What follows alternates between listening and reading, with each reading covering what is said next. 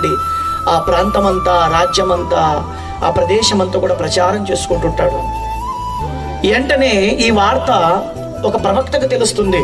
ఆ ప్రవక్త గారు ఏం చేస్తారంటే వెంటనే వెళ్ళి ఏమండి బర్షబా గారికి చెప్తారు, ఏమమ్మా ఒకనాడు మీ ఆయన నీ గర్భంలో పుట్టిన వానికి రాజు చేస్తాడని చెప్పాడు కదా, నేనే రాజని ప్రకటించుకుంటున్నాడు అని చెప్పి ఈ మాట వినగానే, ఈ మాట చెప్పగానే వెంటనే పరిగెత్తి వెళ్ళి ఏమండి భర్తతో చెబుతుంది ఈమె, ఏంటయ్యా నా గర్భంలో పుట్టిన వానికి నువ్వు రాజు చేస్తావన్నావు కదా చూసుకుంటున్నాడంటే అప్పుడు వెంటనే ఒక కార్యక్రమాన్ని పెడతాడు.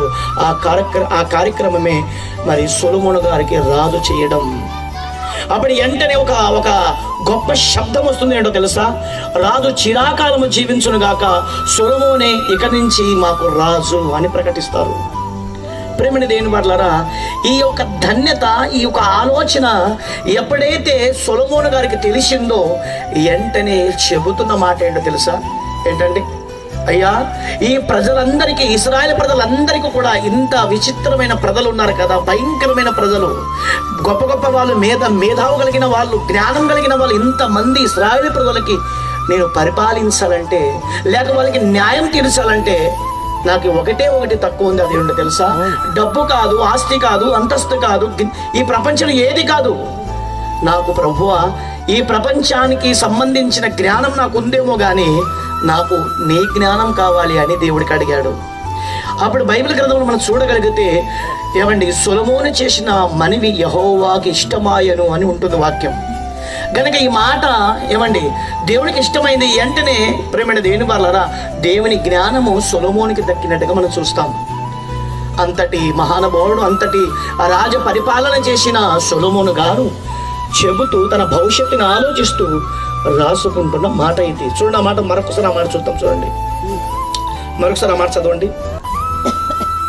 కీర్తన గ్రంథం 127 అధ్యాయం 3వ వచనం, కుమారులు యెహోవా ఇచ్చు స్వాస్థ్యము, గర్భఫలము యెహోవా ఇచ్చు బహుమానం, ఆ బహుమానము నేనే, ఆ బహుమానము నేనే. నాకు దేవుడు నా తల్లి గర్భంలో పెట్టాడు, ఇప్పుడు నాకు ఘనంగా చేశాడు. నేను ఏదైతే అనుకున్నానో ఇలా ఉంటానేమో, ఇలా చేస్తానేమో అనుకున్నాను, కానీ అయితే నా ఆలోచనలు వేరు. అయితే దేవుడు నాకు ఘనంగా ఈ ప్రపంచానికి నాకు పరిచయం చేశాడు, అందరికంటే గొప్పవాడిగా నాకు చేశాడు అని చెప్పి ప్రియులారా, బైబిల్ గ్రంథంలో చూస్తే సొలొమోను లాంటి జ్ఞానం ఈ ప్రపంచంలో ఎవరికి లేదండి. ఇంత జ్ఞానం రావడానికి కారణం ఏంటో తెలుసా? ఒకానొక రోజు దావీదు గారు మరణిస్తున్నప్పుడు కుమారునికి దగ్గర పిలిచి చెబుతున్న ఒక అద్భుతమైన మాట. మొదటి రాజుల గ్రంథము 2వ అధ్యాయం 1 నుంచి 4 వచనాలు చక్కటి మాటలు. దావీదునకు మరణకాలము సమీపింపగా అతడు తన కుమారుడైన సొలొమోనుకు ఇలాగూ ఆజ్ఞ ఇచ్చెను. బాగా వినండి మాట. దావీదు గారికి మరణకాలము దగ్గర పడింది అనమాట. ఇంకా మరణానికి దగ్గర పడ్డాడు. దగ్గర పడుతున్న ఈ యొక్క దావీదు గారు చెబుతున్న తన కుమారుని పిలిచి ఏంటండి, ఆ మాట వల్ల చదవండి కింద మాట.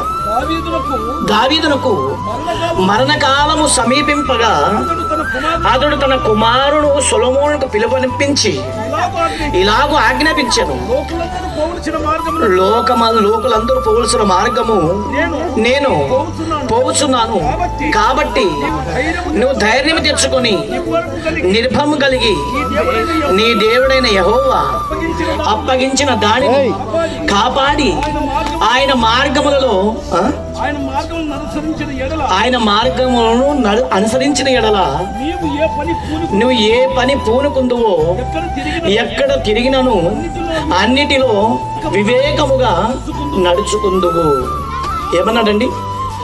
మరణిస్తున్న ఆ తండ్రి తన కుమారుని పిలిపించి ఏమంటున్నాడు తెలుసా? నాయన, పలాని వానికి 1,00,000 రూపాయలు ఇచ్చాను, ఫలానా వానికి ఏమంటే 10 లక్షలు ఇచ్చాను, ఫలానా వానికి కొంత బంగారం ఇచ్చాను, అది జాగ్రత్త నాయన, ఇంట్లో కొన్ని ఆస్తి పత్రాలు ఉన్నాయి చూడు, జాగ్రత్త అని చెప్పలేదు తండ్రి. లేకపోతే నేను చనిపోయిన తర్వాత మీ తల్లి పరిస్థితి ఏంటి, లేకపోతే ప్రజల పరిస్థితి ఏంటని ఇవన్నీ ఏమి చెప్పట్లేదండి తండ్రి. ఏమంటున్నాడు తెలుసా? నాయన, నేను మరణిస్తున్నాను, నేను కాటికి వెళుతున్నాను, దయచేసి నేను మరణించిన తర్వాత దేవుని మాటలను జాగ్రత్తగా పట్టుకొని జీవించు. దేవుని వదిలిపెట్టవద్దు, యెహోవా ధర్మశాస్త్రాన్ని వదిలిపెట్టవద్దు, దేవుని మార్గాన్ని వదిలిపెట్టవద్దు. ఒకవేళ నువ్వు దేవుని మార్గంలో సక్రమంగా నడిస్తే నీ జీవితంలో నువ్వు ఎక్కడికి వెళ్ళినా, ఏది చేసినా నువ్వు జయం పొందుతావు అని చెప్పాడు దావీదు గారు. ఈ మాటలను గుర్తు చేసుకొని సొలొమోను గారు మరలా సామెతల గ్రంథంలో 4వ అధ్యాయంలో 4వ మాటలు ఏమంటారు తెలుసా? ఆ మాట చూపించి ముగిస్తున్నాను. ఒక మాట ఆ మాట చూద్దాం.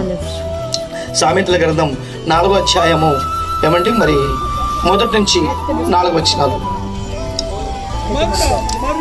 కుమారులారా, తండ్రి ఉపదేశముని వినండి, మీరు వివేకముగా నందునట్లు ఆలకించుడి. నేను మీకు సదోపదేశము చేసేదను, నా బోధను త్రోసివేయకుము. నా తండ్రికి నేను కుమారుడుగా ఒంటిని, నా తల్లి దృష్టికి నేను సుకుమారుడనై ఏక కుమారుడనై ఒంటిని.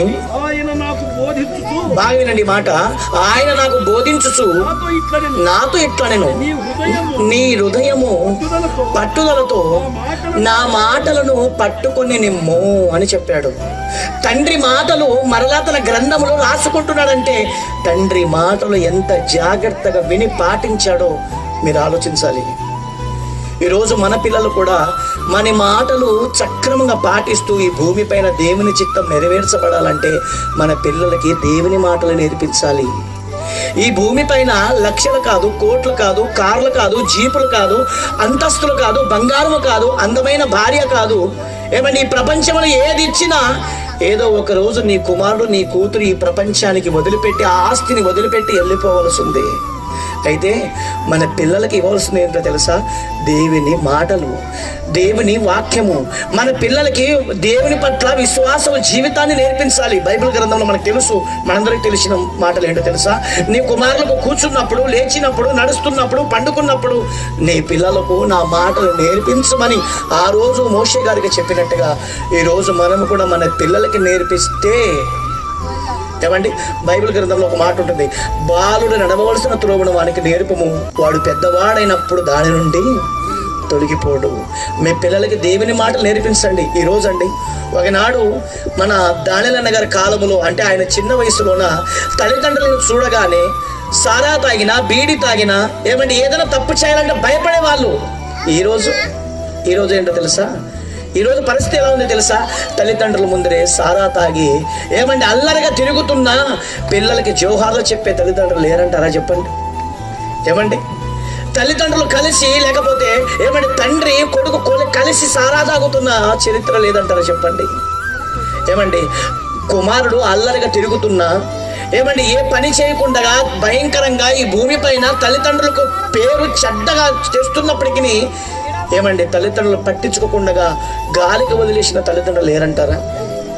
దానికి గల కారణం ఏంటో తెలుసా? చిన్ననాటి నుండే పిల్లలకి దేవుని భక్తి నేర్పలేదు గనక.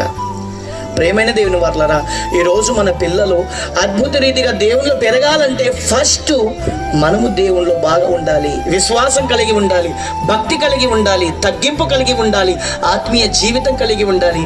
అప్పుడే మన నడవడికను చూసి మన పిల్లలు నేర్చుకుంటారు. మనమే బాగలేమనుకోండి, మనమే బూతులు మాట్లాడుతున్నాం అనుకోండి, మనమే సినిమాలు చూస్తున్నాం అనుకోండి, మనమే షికార్లు చేస్తున్నాం అనుకోండి, పిల్లలు ఏమండి, బైబిల్ గ్రంథంలో ఒక మాట ఉంటుంది ఏంటి తెలుసా? తండ్రి ఏమి చేయకూడనో కుమారుడు కూడా అదే చేయకూడతాడట. మనం ఏదైతే చేస్తామో మన పిల్లలు అదే చేస్తారండి. కనుక ప్రియులారా, మీ పిల్లల విషయంలో జాగ్రత్త. మన పిల్లలకి ఇవ్వవలసినది ఇహలోక సంబంధమైన ఆస్తి కాదు, పర సంబంధమైన ఆస్తి. ఆ ఆస్తి దేవుని మంచి గుణగణాలు. ఆ గుణగణాలలోనే గొప్పది ఏంటో తెలుసా? దేవుని భక్తి.